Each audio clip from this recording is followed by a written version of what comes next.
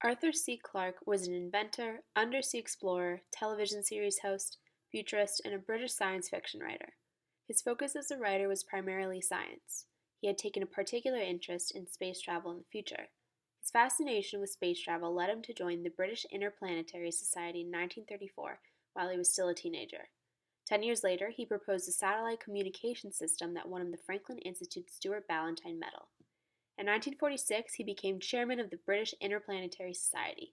In 1956, Clarke moved from England to Sri Lanka to pursue his interest in scuba diving. In the same year, he discovered the underwater ruins of the ancient Konsawaram temple in Trincomalee.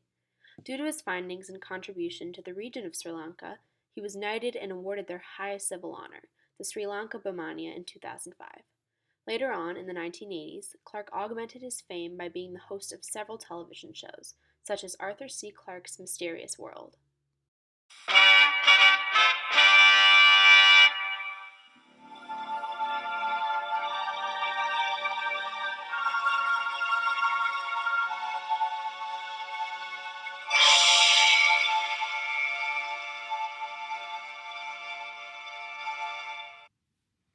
He is most famous for being a co-writer of the screenplay of the film 2001: A Space Odyssey, which is widely considered to be one of the most influential films of all time. He wrote dozens of essays and books on the subject of space travel in the future, which appeared in various popular magazines.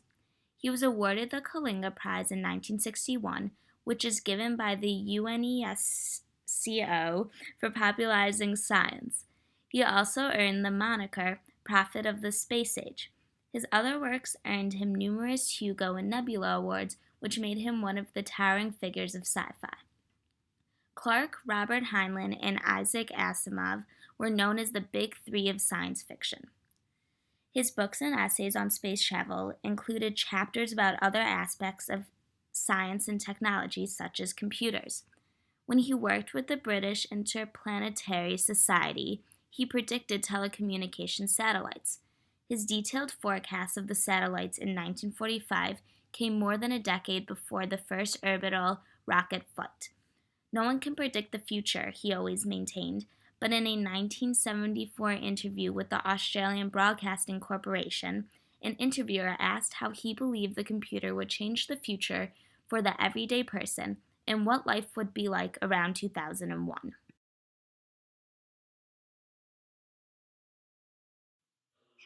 With that movie, 2001, you're projecting us into the 21st century.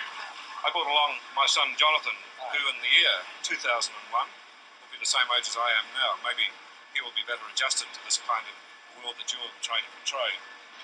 The big difference when he grows up, in fact, if we wanted to wait for the year 2001, is that he will have in his own house, not a computer as big as this, but at least a console through which he can talk to his friendly local computer and get all the information he needs for his everyday life, like his bank statements, his theater reservations, all the information you need in the course of living in a complex modern society. This will be in a compact form in his own house.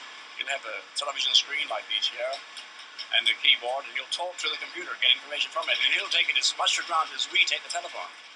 I wonder, though, what sort of a life would it be like in social terms? I mean, if our whole life is built around the computer, do we become a computer-dependent society and computer-independent individuals?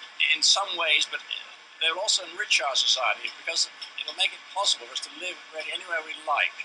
Any businessman and executive could live almost anywhere on Earth and still do his business through a device like this.